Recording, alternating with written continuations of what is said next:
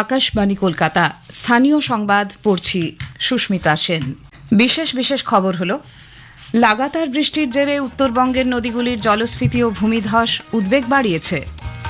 পরিস্থিতি পর্যালোচনা করতে মুখ্যমন্ত্রী মমতা ব্যানার্জি আজ উত্তরবঙ্গ সফরে যাচ্ছেন। রাজ্য জুড়ে বন্যা ও ভূমিধসের আবহে প্রস্তাবিত ঘাটাল মাস্টার প্ল্যান রূপায়ণের লক্ষ্যে রাজ্য সরকার গতকাল বৈঠক করেছে। সাগর দত্ত মেডিকেল কলেজে উদ্ভূত পরিস্থিতির প্রেক্ষিতে জুনিয়র ডক্টরস ফোরাম আগামীকাল থেকে ফের পূর্ণ কর্মবিরতির পথে। প্রধানমন্ত্রী নরেন্দ্র মোদী আজ আকাশবাণীতে মন কি বাত অনুষ্ঠানে তাঁর চিন্তাভাবনা দেশ বিদেশের মানুষের সঙ্গে ভাগ করে নেবেন।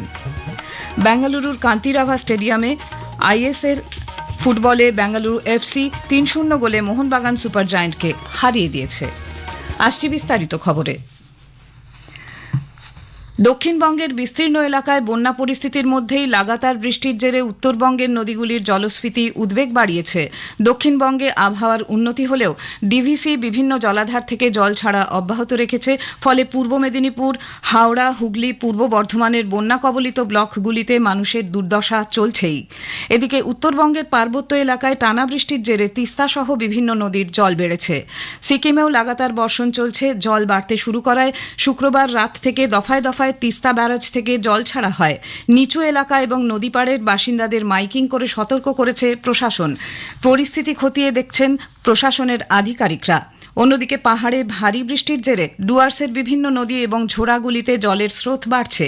তার জেরে হড়পা বানের আশঙ্কা তৈরি হয়েছে। কালীঝোড়ায় ধস নামায় 10 নম্বর জাতীয় সড়কের একাংশ তিস্তা গর্ভে তলিয়ে যায়। বন্ধ রয়েছে 10 নম্বর জাতীয় সড়ক ধরে যান চলাচল। কালীঝোড়া এলাকায় রাস্তা সংলগ্ন পাহাড় কেটে সংস্কারের কাজ শুরু করা হয়েছে। বন্যা ও ভূমিধসে বিধ্বস্ত উত্তরবঙ্গের পরিস্থিতি সরেজমিনে খতিয়ে দেখতে মুখ্যমন্ত্রী মমতা ব্যানার্জি আজ সেখানে যাচ্ছেন। কলকাতা থেকে রওনা হয়ে আজ তার বাগডোগরা পৌঁছানোর কথা। উত্তরকন্যার অতিথি নিবাসে রাত্রিবাসের পর আগামীকাল সকালে পাহাড় ও সমতলের পরিস্থিতি নিয়ে 8 জেলার প্রশাসনিক আধিকারিকদের সঙ্গে মুখ্যমন্ত্রী বৈঠক করবেন। ওই দিনই কলকাতায় ফিরে বিকেলে তাঁর নবান্নে রাজ্য মন্ত্রিসভার বৈঠকে অংশ নেওয়ার কথা। মালদার ভূতনির দক্ষিণ চণ্ডীপুর গ্রাম পঞ্চায়েতের কাটাবাঁধ এলাকায় গতকাল নৌকোডুবির ঘটনায় এক মহিলা ও একটি শিশু নিখোঁজ। মানিকচকের বিধায়ক সাবিত্রী মিত্রকে উদ্ধৃত করে আমাদের জেলা সংবাদদাতা জানিয়েছেন, গতকাল নৌকো করে বেশ কয়েকজন মথুরাপুরের হাটে যাওয়ার সময় জলস্রোত বেশি থাকায় মাঝগঙ্গায় নৌকোটি ডুবে যায়। সরকারি মতে নৌকোয় 5 জন আরোহী ছিল। বিপর্যয় মোকাবিলা বাহিনী 3 জনকে উদ্ধার করলেও খোঁজ মেলেনি শিশুসহ এক মহিলার। বেসরকারি মতে অবশ্য নৌকোতে 10 জনের মতো আরোহী ছিলেন।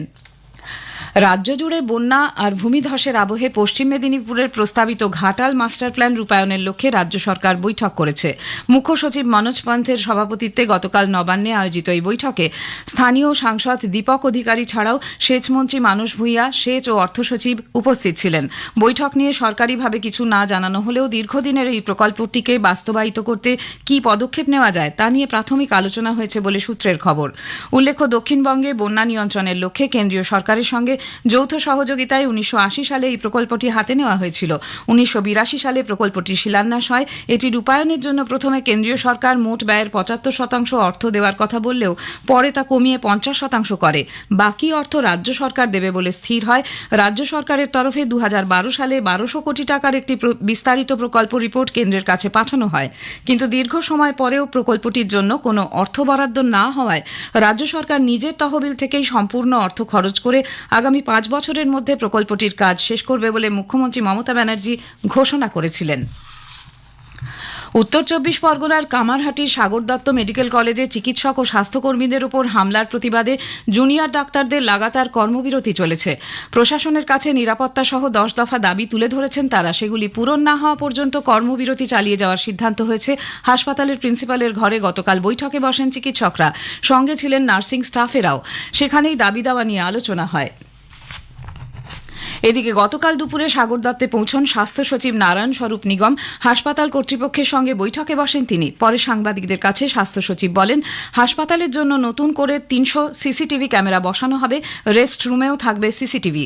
মোতায়েন করা হবে 57 জন অতিরিক্ত নিরাপত্তা রক্ষী। ওয়ার্ডে বহিরাগত যাতে কেউই ঢুকতে না পারে তাও নিশ্চিত করা হচ্ছে। চালু হচ্ছে বায়োমেট্রিক ব্যবস্থা। দুপুরে সেখানে যান ব্যারাকপুরের পুলিশ কমিশনার অলোক রাজরিয়া। নিরাপত্তা সংক্রান্ত বিষয়গুলি খতিয়ে দেখেন তিনি।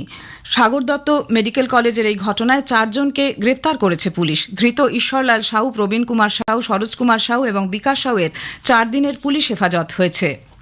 জুনিয়র ডাক্তারদের সংগঠন West Bengal junior doctors forum জানিয়েছে, আরজিকর কাণ্ডের প্রেক্ষিতে চিকিৎসক ও স্বাস্থ্যকর্মীদের যে নিরাপত্তার প্রতিশ্রুতি দেওয়া হয়েছিল সরকার তা পালন করেনি। এই পরিস্থিতিতে আগামীকাল অর্থাৎ সোমবার বিকেল 5টার পর থেকে তারা ফের পূর্ণ কর্মবিরতিতে যাবেন। গতকাল জুনিয়র চিকিৎসক সংগঠনের জিবি বৈঠকের পর এই ঘোষণা করেন ডাক্তার অনিকেত মাহাতো। উল্লেখ্য, আগামীকালই সুপ্রিম কোর্টে এই সংক্রান্ত মামলার শুনানি রয়েছে। জুনিয়র ডাক্তাররা জানিয়েছেন, আদালতে রাজ্য সরকার নিরাপত্তা নিয়ে কী প্রতিশ্রুতি দেয় সেদিকেও তাদের নজর থাকবে। এদিকে সাগর দত্ত হাসপাতালে চিকিৎসক নিগ্রহের প্রতিবাদে সোমবার বিকেল 5টা থেকে জুনিয়র ডাক্তাররা এই হাসপাতাল চত্বর থেকে ডানলপ মোড় পর্যন্ত মিছিলের ডাক দিয়েছেন।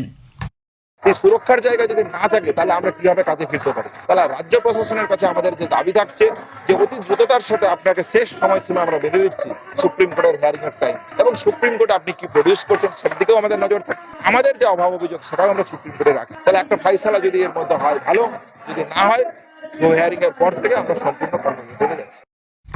আরজিকর হাসপাতালে তরুণী চিকিৎসকের নৃশংস হত্যার পরও রাজ্যে সরকারি মেডিকেল কলেজ হাসপাতালগুলিতে যেভাবে হামলা চলছে, ডাক্তার সংগঠনগুলির যুক্ত মঞ্চ joint platform of doctors West Bengal তার তীব্র নিন্দা করেছে। পাশাপাশি ওই ঘটনাগুলির জন্য ধিক্কারও জানানো হয়েছে।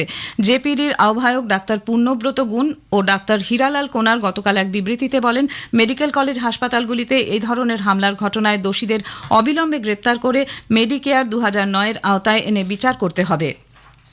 স্থানীয় সংবাদ শুনছেন আকাশবাণী কলকাতা কেন্দ্র থেকে। প্রধানমন্ত্রী নরেন্দ্র মোদী আজ আকাশবাণীতে মন কি বাত অনুষ্ঠানে তাঁর চিন্তাভাবনা দেশ বিদেশের মানুষের সঙ্গে ভাগ করে নেবেন। এটি হবে মাসিক এই বেতার অনুষ্ঠানের 114তম পর্ব। বেলা 11টা থেকে আকাশবাণী ও দূরদর্শনের সমস্ত চ্যানেলে শোনা যাবে প্রধানমন্ত্রীর মন কি বাত। এআইআর নিউজ ও ডিডি নিউজ এবং তথ্য সম্প্রচার মন্ত্রকের ইউটিউব চ্যানেল, এআইআর ওয়েবসাইট ও নিউজ অন এআইআর মোবাইল অ্যাপেও সরাসরি শুনতে পাবেন এই অনুষ্ঠান। রাজ্য সরকার পুজোর আগে কন্যাশ্রী ও রূপশ্রী প্রকল্পের সঙ্গে যুক্ত চুক্তিভিত্তিক কর্মীদের বেতন বাড়ানোর কথা ঘোষণা করেছে। বেতন বাড়ছে প্রকল্পের সঙ্গে যুক্ত চুক্তিভিত্তিক তথ্য প্রযুক্তি কর্মী, হিসাবরক্ষক, ডেটা ম্যানেজারদের। অভিজ্ঞতার নিরিখে নতুন বেতন হার স্থির করা হয়েছে। চুক্তিভিত্তিক হিসাবরক্ষকরা এতদিন 15,000 টাকা করে পেতেন, তা বেড়ে হবে 21,000 টাকা। ডেটা ম্যানেজার এবং ডেটা এন্ট্রি অপারেটরদের বেতন বেড়ে হচ্ছে 16,000 টাকা। হিসাবরক্ষকদের ক্ষেত্রে বার্ষিক বেতন বৃদ্ধি বা ইনক্রিমেন্টের হারও বাড়ছে। স্বচ্ছ ভারত মিশন স্বচ্ছতাই সেবার আওতায় সারা দেশ জুড়ে চলছে পরিচ্ছন্নতা অভিযান। এবছরের মূল ভাবনা স্বভাব স্বচ্ছতা, সংস্কার স্বচ্ছতা। আকাশবাণী সংবাদ প্রযোজিত একটি বিশেষ আলোচনা মানসিকতায় পরিচ্ছন্নতা শুনবেন সোমবার রাত 9:30টায় গীতাঞ্জলি 107 এবং ডিটিএইচ বাংলায়। অংশ নিয়েছেন পূর্ব রেল ও কলকাতা মেট্রো রেলের মুখ্য জনসংযোগ আধিকারিক কৌশিক মিত্র এবং আয়কর দপ্তর ধানবাদের যুগ্ম কমিশনার দেবাশিস বিশ্বাস। সঞ্চালনায় কল্যাণ লাহা। স্বচ্ছতাই সেবা অভিযানের অংশ হিসেবে ভারত সরকারের যুব বিষয়ক ও ক্রীড়া মন্ত্রকের অধীনস্থ নেহেরু যুব কেন্দ্র হাওড়ার পক্ষ থেকে গতকাল বেলুড়ের রামকৃষ্ণ মিশন শিক্ষণা মন্দিরে স্বচ্ছতা অভিযানের আয়োজন করা হয়। দিল্লি পাবলিক স্কুল হাওড়ার 20 জন ছাত্রছাত্রী এতে অংশগ্রহণ করেন। ছাত্রছাত্রীদের সক্রিয় অংশগ্রহণের মাধ্যমে তাদের মধ্যে পরিচ্ছন্নতা, বর্জ্য ব্যবস্থাপনা এবং প্রকৃতি পরিবেশের সম্পর্কে সচেতনতা বাড়ানোই ছিল এই কর্মসূচির মুখ্য উদ্দেশ্য। সারা দেশের সঙ্গে এ রাজ্যেও সেপ্টেম্বর মাস জুড়ে চলেছে সুপুষ্টি মাস। এর প্রেক্ষাপটে আকাশবাণী সংবাদ প্রযোজিত একটি বিশেষ আলোচনা সুপুষ্ট শিশু সুপুষ্ট ভারত শুনবেন আজ রাত 9:30টায় গীতাঞ্জলি 107 ও ডিটিএইচ বাংলায়। পশ্চিমবঙ্গ সরকারের সুসংহত শিশু বিকাশ সেবা প্রকল্প প্রাধিকরণের যুগ্ম অধিকর্তা শ্রীমতী দেবারতী সরকারের সঙ্গে কথা বলেছেন কল্যাণ লাহা। দুর্গাপুজোর মধ্যেই রাজ্যে হালকা থেকে মাঝারি বৃষ্টির পূর্বাভাস দিয়েছে আবহাওয়া দপ্তর। দপ্তরের পূর্বাঞ্চলীয় প্রধান সোমনাথ দত্ত আকাশবাণীকে জানিয়েছেন, পূর্ব মধ্য বঙ্গোপসাগরে একটি নিম্নচাপ অঞ্চল তৈরির সম্ভাবনা রয়েছে। আগামী 6ই অক্টোবর এর প্রভাবে 5 থেকে 13ই অক্টোবর দক্ষিণবঙ্গের সব জেলাতেই বজ্রবিদ্যুৎ সহ বৃষ্টির সম্ভাবনা। পাশাপাশি বৃষ্টি হবে উত্তরবঙ্গেও। পূর্ব মধ্য বে অফ বেঙ্গলে বঙ্গোপসাগরে একটি নিম্নচাপ এরিয়ায় ফর্ম হতে পারে এবং এই নিম্নচাপ এরিয়াটি পশ্চিম উত্তর পশ্চিম দিশাতে মুভ করার সম্ভাবনা আছে। 5ই অক্টোবর থেকে 9ই অক্টোবরে দক্ষিণবঙ্গের জেলাগুলিতে হালকা থেকে মাঝারি বৃষ্টি তার সাথে বজ্রবিদ্যুৎ হওয়ার সম্ভাবনা আছে। বেঙ্গালুরুর কান্তিরাভা স্টেডিয়ামে গতকাল আইএসএল ফুটবলে বেঙ্গালুরু এফসি 3-0 গোলে মোহনবাগান সুপার জায়ান্টকে হারিয়ে দেয়। বিরতিতে বেঙ্গালুরু 2-0 গোলে এগিয়ে ছিল। বিজয়ী দলের পক্ষে এডগার মেন্ডেজ, সুরেশ সিং, সুনীল ছেত্রী গোল করেন। শেষ করার আগে স্থানীয় সংবাদের বিশেষ কিছু অংশ আরেকবার। লাগাতার বৃষ্টির জেরে উত্তরবঙ্গের নদীগুলির জলস্ফীতি ও ভূমিধস উদ্বেগ বাড়িয়েছে। পরিস্থিতি পর্যালোচনা করতে মুখ্যমন্ত্রী মমতা ব্যানার্জি আজ উত্তরবঙ্গ সফরে যাচ্ছেন। সাগর দত্ত মেডিকেল কলেজে উদ্ভূত পরিস্থিতির প্রেক্ষিতে জুনিয়র ডক্টরস ফোরাম আগামীকাল থেকে পূর্ণ কর্মবিরতির পথে। স্থানীয় সংবাদ শেষ হলো।